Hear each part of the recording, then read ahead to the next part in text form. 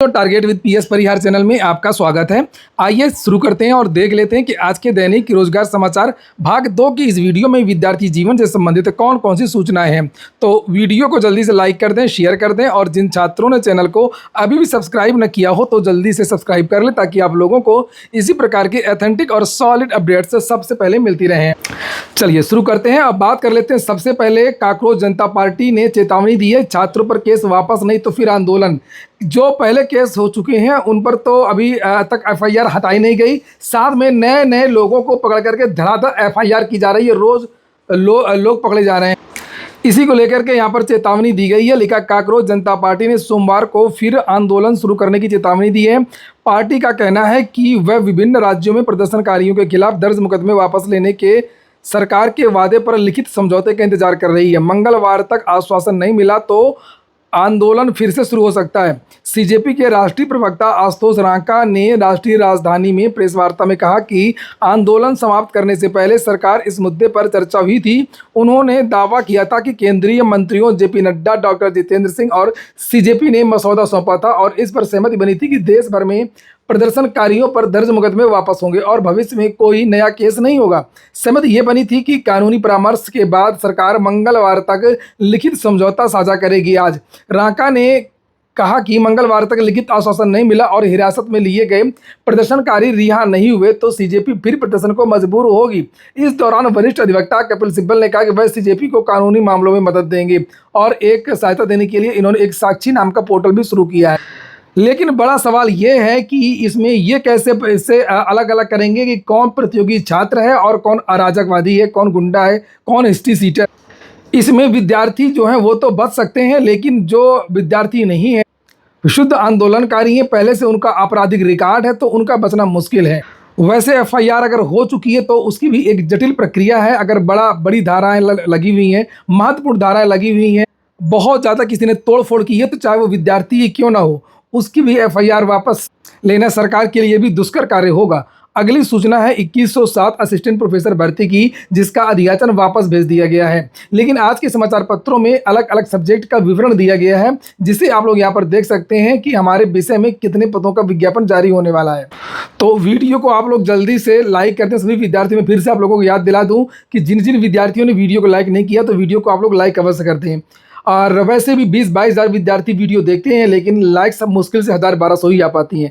इसलिए ज़्यादा से ज़्यादा विद्यार्थी लाइक किया करें और ताकि मुझे भी थोड़ा सा मोटिवेशन मिल सके। और कमेंट भी आप लोग किया करें, जो महत्वपूर्ण जो आपके क्वेश्चन हो, कुछ सुधार अगर किया जा सकता है तो उसको लेकर के भी आप लोग कमेंट कर सकते हैं।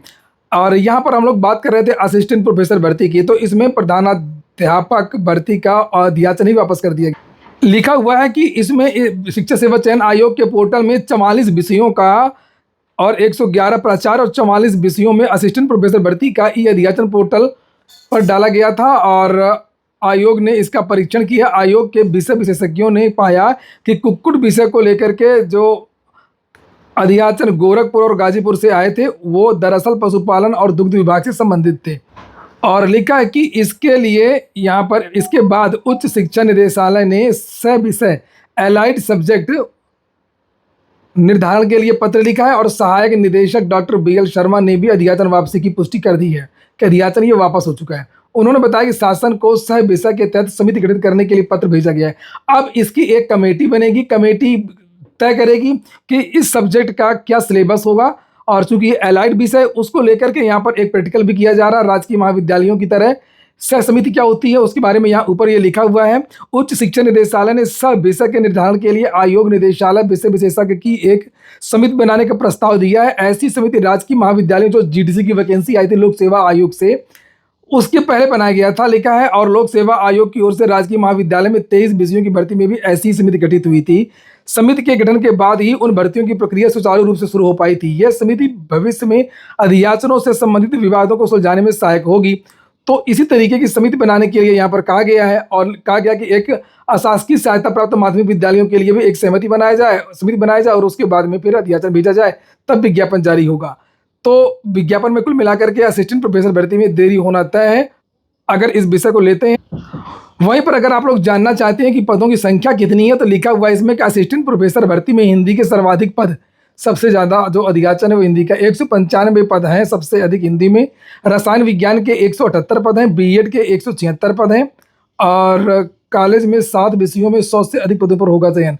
यहाँ पर और अधिक जानकारी दी गई है कि 330 सहायता प्राप्त महाविद्यालयों में असिस्टेंट प्रोफेसर की आगामी भर्ती में हिंदी विषय में 195, देखिए अलग से भी लिखा हुआ है ये पूरा विवरण। नीचे और कुछ जानकारी दी गई कि प्रदेश के 21 अल्पसंख्यक महाविद्यालयों ने एक भी रिक्त पद की सूचना नहीं भेजी है। ये देखिए, ये सोच रहे हैं कि हम अपना भरेंगे, इस उम्मीद में हैं ये लोग। नीचे लिखा हुआ है कि शिक्षा महाविद्यालयों में 1699 पद हैं, महिला महाविद्यालयों में 408 पद हैं और नीचे लिखा हुआ है कि खास बात यह है कि एडेड महाविद्यालयों में 4 साल बाद होने जा रही भर्ती में 7 विषयों में 100 या अधिक पद शामिल हैं। रसायन विज्ञान में 178 हैं, बीएड को पढ़ाने के लिए 176 हैं, अंग्रेजी के 111 पद हैं, वनस्पति विज्ञान के 104 पद हैं, अर्थशास्त्र के 103 और संस्कृत में 100 पदों पर भर्ती आएगी। चयन आयोग पहले ही असिस्टेंट प्रोफेसर के सभी विषयों का पाठ्यक्रम जारी कर चुका है। इसका पूरा का पूरा जो सिलेबस है, परीक्षा का जो पाठ्यक्रम वगैरह है, वो सब कुछ जारी कर दिया गया है। तो जा करके आप लोग वेबसाइट में देख भी सकते हैं। लिखा है अब उच्च शिक्षा निदेशालय के अफसरों से चर्चा के बाद में इसका विज्ञापन जारी होगा। और कुछ विषयों के बारे में यहाँ पर जानकारी दी गई है। ये देखिए, असिस्टेंट प्रोफेसर भर्ती की प्रस्तावित नई भर्ती में 17 ऐसे विषय हैं जिनमें 50 से अधिक पदों पर चयन होगा। 7 विषयों में 100 से अधिक, लेकिन 10 विषय ऐसे हैं जिनमें 50 से 100 के बीच में पद है। जैसे वाणिज्य में 99, भौतिक विज्ञान में 98, भूगोल में 96, राजनीति शास्त्र में 94, प्राणी विज्ञान में 91 और समाज शास्त्र में 81, मनोविज्ञान में 71, विधि के 61 और इतिहास 60 और गणित में 51 पद शामिल हैं। और भी कुछ स्पेशल पद जिन्हें आप लोग यहाँ पर देख सकते हैं। वहीं पर संसद के बारे में कुछ सूचना दी गई है जो कि काफ़ी महत्वपूर्ण है। गतिरोध खत्म हो चुका संसद में बहस का और अब विधेयक पर चर्चा होगी। लिखा है संसद में 8 दिनों से जारी गतिरोध सोमवार को समाप्त हो गया। लोकसभा अध्यक्ष ओम बिरला की पहल के बाद सत्ता पक्ष और विपक्ष लोक परीक्षा संशोधन विधेयक 2026 पर चर्चा के लिए सहमत हो गए हैं। विधेयक पर चर्चा मंगलवार दोपहर यानी आज 12 बजे शुरू होगी। इसके पहले प्रधानमंत्री कार्यालय में राज्य मंत्री जितेंद्र सिंह ने लोकसभा में लोक परीक्षा संशोधन विधेयक 2026 पेश किया। और इस लोक विधेयक कानून में जानते हैं क्या क्या प्रावधान प्रमुख लिखा है। प्रश्न पत्र लीक या अनुचित साधनों का इस्तेमाल करने पर 5 से लेकर 10 साल तक की सजा, दोषी पर 50 लाख रुपए तक जुर्माना, संगठित अपराध के मामलों में कम से कम 7 वर्ष जेल, 10 करोड़ रुपए तक के जुर्माना का प्रावधान। तो ये तो छोटे मोटे कर्मचारी हैं, ये वही सब झेलेंगे। बड़े मगरमच्छ तो हमेशा की तरह बचेंगे और वो बचते रहेंगे। उनसे केवल इस्तीफा लिया जाएगा ज़्यादा से ज़्यादा या ट्रांसफ़र होगा, फिर उनको मलाईदार पोस्ट मिल जाएगी।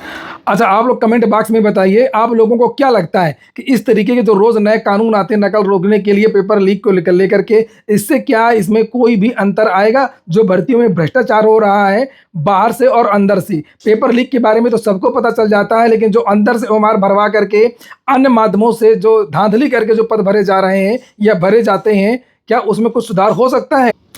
केजरीवाल कह रहे हैं कि पंजाब में पेपर लीक नहीं हुआ है।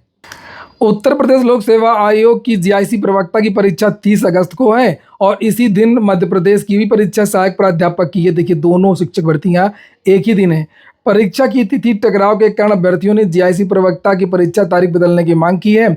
अभ्यर्थियों ने कहा कि गणित, रसायन विज्ञान, भौतिक विज्ञान, वनस्पति विज्ञान, इतिहास सहित अनेक विषयों के हजारों छात्रों ने दोनों परीक्षाओं के लिए आवेदन किया है। दोनों परीक्षाओं की तिथि एक ही होने से अभ्यर्थी किसी एक परीक्षा में सम्मिलित होने से वंचित हो जाएंगे। मांग तो जायज़ है, अगर हो जाए तो भाई देख लो। लोक सेवा आयोग ने जीआईसी प्रवक्ता के जीव विज्ञान, हिंदी, उर्दू और संस्कृत का परिणाम जारी कर दिया है। अगली सूचना भी शिक्षा सेवा चयन आयोग की है। जो नई टीजीटी पीजीटी की वैकेंसी आने वाली है, विद्यार्थियों की मांग है कि इसका नया पाठ्यक्रम जारी कर दिया जाए, क्योंकि इसमें भ्रम की स्थिति बनी हुई है और अचानक से अगर बदला हुआ पाठ्यक्रम जारी किया जाएगा विज्ञापन के समय, तो ये विद्यार्थियों के लिए झटका होगा। अचानक से 2 महीने के अंदर, 3 महीने के अंदर परीक्षा होनी है और इतनी जल्दी नए सिलेबस से तैयारी नहीं हो पाएगी। इसलिए विद्यार्थी मांग कर रहे हैं कि शिक्षा सेवा चयन आयोग जल्द से जल्द टीजीटी पीजीटी का ऑफिशियल पेपर का पैटर्न और सिलेबस जारी कर दे विद्यार्थी, ताकि उसी के अनुरूप अपनी तैयारी करवा सके। अगर उसमें कुछ त्रुटि है तो उसके लिए ज्ञापन दे सके, उसके बारे में कुछ बदलाव करवा सके, या अगर बदलाव नहीं हो सकता है तो अपने आप को उसकी तरीके से तैयार कर सकें। क्योंकि बड़ी बड़ी कोचिंग वाले पुराने पैटर्न पर तैयारी करवा रहे हैं और विद्यार्थी भी अपने मन से भी जो तैयारी कर रहे हैं, अपना घर पे जो पढ़ाई कर रहे हैं वो भी पुराने पैटर्न से ही तैयारी कर रहे हैं। इसीलिए विद्यार्थियों की ये मांग है कि इसका जो ऑफिशियल पाठ्यक्रम है वो जल्द से जल्द जारी होना चाहिए। लिखा है, अशासकीय सहायता प्राप्त माध्यमिक विद्यालयों के लिए प्रशिक्षित स्नातक शिक्षक टीजीटी प्रवक्ता संवर्ग की नई भर्ती का परीक्षा पाठ्यक्रम जारी किए जाने की मांग प्रतियोगी छात्रों ने की है और कहा कि इस भर्ती में अब सामान्य ज्ञान के प्रश्न भी पूछे जाने को देखते हुए पाठ्यक्रम जल्द से जल्द जारी किया जाना चाहिए ताकि प्रतियोगी उसी अनुरूप परीक्षा की तैयारी कर सकें और इस तरह एडेड महाविद्यालयों के असिस्टेंट प्रोफेसर भर्ती परीक्षा के लिए जीएस का पाठ्यक्रम भी जल्द जारी होना चाहिए। अभी आपने देखा भी होगा कि असिस्टेंट प्रोफेसर भर्ती का केवल सब्जेक्ट का पाठ्यक्रम जारी किया गया है और जो भी जानकारी दी जा रही है किसी कर्मचारी के द्वारा, चाहे वो उप सचिव हो चाहे वो कोई भी हो, वो तब तक नहीं माना जाएगा जब तक ऑफिशियल पाठ्यक्रम जारी ना हो। इसलिए ऑफिशियल पाठ्यक्रम ही जारी होना चाहिए या नोटिस के द्वारा पेपर के पैटर्न को लेकर के जानकारी दे देनी चाहिए। वैसे जीएस को अचानक अगर ना लागू करें तो ज़्यादा बेहतर है, अगर पुराने पैटर्न पर परीक्षा हो तो और बेहतर। अब हम लोग बात करते हैं लोअर कट ऑफ को लेकर के और लेखपाल पेपर लीक को लेकर के। मेरे चैनल के द्वारा इसको लेकर के लगातार अपडेट दी जाती रही है। इसको लेकर के जो कांकरों जनता पार्टी का एक बड़ा धरना प्रदर्शन हुआ था 26 तारीख को, उस दिन और उसके पहले भी विद्यार्थियों ने प्रयागराज में बहुत बड़े बड़े धरना प्रदर्शन किए। लेकिन विद्यार्थी कुछ मुझसे पूछते हैं व्यक्तिगत रूप से कि सर लेखपाल क्या हो सकता है, क्या इसमें ये पेपर रद्द होगा? तो मुझे ऐसी कोई संभावना नहीं लग रही है कि लेखपाल पेपर लीक में 1% भी कुछ होगा। और लोअर की कट ऑफ को लेकर के भी मुझे नहीं लग रहा कि इसमें भी 0% भी कुछ होगा। इतनी सोचिए, आज जो भी विद्यार्थी हैं अपना अगर उनका नाम आया तो अपनी भर्ती की तैयारी करें, अगर नाम नहीं आया है तो पीसीएस का विज्ञापन जारी हो चुका है। बहुत सारी भर्ती हैं, आप लोग उसके बारे में तैयारी कर सकते हैं। लेकिन विद्यार्थियों ने बेहतरीन प्रयास किया। अगर ये दोनों चीज़ें हो पाती तो बहुत अच्छी बात थी, लेकिन अब नहीं हो पाएंगी। Lower cut off paper leak को लेकर के विद्यार्थी जो उत्तर प्रदेश के डिप्टी सीएम है केशव प्रसाद मौर्य जी से भी मिले। कल जानकारी निकल कर के आ रही कि ब्रजेश पाठक जी से भी मिले, उन्होंने सचिव से बातचीत भी किया है। सचिव जी ने यही कहा कि जो पैटर्न है, जो नियमावली हम उसके हिसाब से विद्यार्थियों को बुलाते हैं 15 गुना और जो भी है, और उसकी तरह हम कुछ नहीं कर सकते। एक तरीके से उन्होंने चीज़ें स्पष्ट कर दी हैं। तो आप आराम से अपनी तैयारी करते रहिए। एक और चीज़ देख लीजिए, 10 साल बाद एआरओ के पद पर चयन। 2016 में एक विद्यार्थी था और उसका मामला कोर्ट में चल रहा था। तो ये हाईकोर्ट के आदेश पर सहायक समीक्षा अधिकारी लेखा उत्तर प्रदेश सचिवालय पद के लिए अभिनव तिवारी को प्रोविजनल रूप से सफल घोषित किया गया है। तो सोचिए, अंतिम प्रयास भी करना चाहिए। बहुत जल्दी कुछ लोग हार मान जाते हैं और यही है कि इन्होंने लड़ाई लड़ी और उनको सफलता। सहारनपुर से एक वैकेंसी आई है आंगनवाड़ी कार्यकर्त्री की, तो इसको देख सकती है। जिनको आवेदन करना हो तो वो आवेदन कर सकती हैं। कुल 133 पदों पर ये वैकेंसी निकली है। चूँकि अब हम लोग वैकेंसी ही देखेंगे। अब ये अंबेडकर नगर से भी वैकेंसी आई है, कस्तूरबा गांधी आवासीय बालिका विद्यालयों से। 10 अगस्त तक अंबेडकर नगर के जो भी छात्राएं हैं वो आवेदन कर सकती हैं। बुलंदशहर से भी वैकेंसी आई थी, इसके बारे में मैंने पहले ही जानकारी दी थी। ये भी कस्तूरबा गांधी आवासीय बालिका विद्यालयों की भर्ती है। टोटल 144 पदों पर ये वैकेंसी है, तो यहाँ पर भी छात्राएं आवेदन कर सकती हैं। संघ लोक सेवा आयोग से प्रिंसिपल वाइस प्रिंसिपल की वैकेंसी आई है 828 पदों पर। तो यहाँ पर भी 14 अगस्त तक आवेदन कर सकते हैं, जिससे आप लोग यहाँ पर देख रहे हैं। और अधिक जानकारी आपको नोटिफिकेशन देखना पड़ेगा, पूरा विस्तृत वहाँ पर मिल जाएगी। यूएलबी हरियाणा से वैकेंसी है 150 पदों पर, 6 अगस्त इसकी लास्ट डेट है। मध्य प्रदेश हाईकोर्ट से 130 पदों पर वैकेंसी है सीनियर कंप्यूटर प्रोग्रामर असिस्टेंट की, 10 अगस्त इसकी लास्ट डेट है। IREL से वैकेंसी है 73 पदों पर, यहाँ पर आवेदन कर सकते हैं।